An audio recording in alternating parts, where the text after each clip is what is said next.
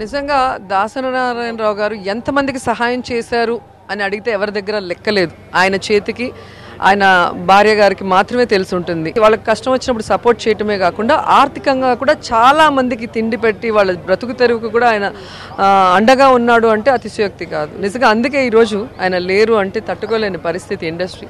ఖచ్చితంగా ఎవరో ఒకరు రావాలి, ఆయన ఇన్స్పిరేషన్గా తీసుకొని ఒక టీం అయినా రావాలి. ఒక మనిషిగా అయితే నేను ఇంతవరకు చూడలేదు ఎవరిని కూడా ఆ విధంగా సహాయం చేసేవాళ్ళని.